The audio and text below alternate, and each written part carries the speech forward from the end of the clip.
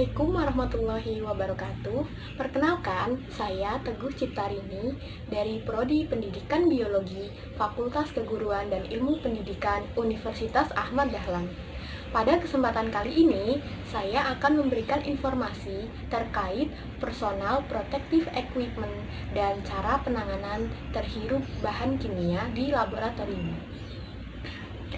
Seperti yang kita tahu, laboratorium adalah ruangan atau bangunan yang memiliki perlengkapan yang digunakan untuk melakukan percobaan ilmiah, penelitian, dan praktikum pembelajaran. Dalam laboratorium terdapat dua istilah. Yang pertama ada biosafety, yang kedua ada biosecurity.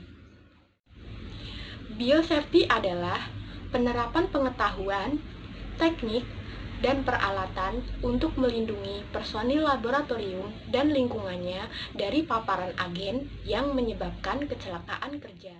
Sedangkan biosecurity adalah tindakan pencegahan, pengendalian, dan pengelolaan terhadap risiko apabila terjadi ancaman tertentu di laboratorium. Tindakan pencegahan ini dapat dilakukan dengan memahami personal protective equipment. Personal protective equipment atau biasa yang disebut dengan alat pelindung diri merupakan peralatan yang digunakan saat bekerja di laboratorium untuk melindungi diri, sehingga dapat terhindar dari kontaminasi dan bahaya yang disebabkan karena bahan kimia di laboratorium. Contoh alat pelindung diri diantaranya yaitu jas laboratorium, masker, dan glove atau sarung tangan. Di laboratorium tentunya banyak sekali bahan-bahan kimia yang perlu diperhatikan dalam penggunaannya, seperti bahan kimia toksik atau beracun, bahan mudah terbakar, bahan oksidatif, dan bahan eksplosif. Karena jika tidak diperhatikan dalam penggunaannya, dapat menyebabkan kecelakaan kerja di laboratorium. Seperti contohnya pada bahan kimia toksik. Bahan kimia toksik itu sendiri contohnya ada sianida, merkuri, asam klorida, dan asam sulfat.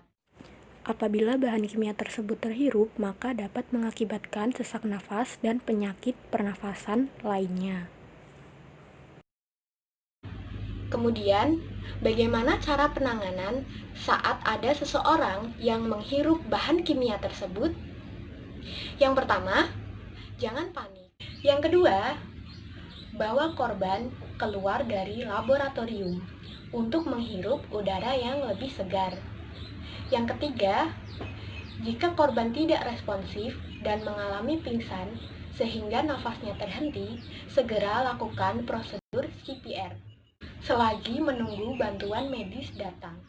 Langkah keamanan di laboratorium diantaranya membaca panduan bahan dan alat keselamatan lab, menggunakan APD, memahami arahan yang diberikan, bekerja dengan sabar dan teliti, membersihkan alat dan perlengkapan laboratorium, selalu mencuci tangan sebelum dan sesudah praktikum, dan apabila terjadi kecelakaan, segera melapor kepada pengelola laboratorium. Kemudian, ada beberapa tips yang tidak kalah penting saat kalian bekerja di laboratorium.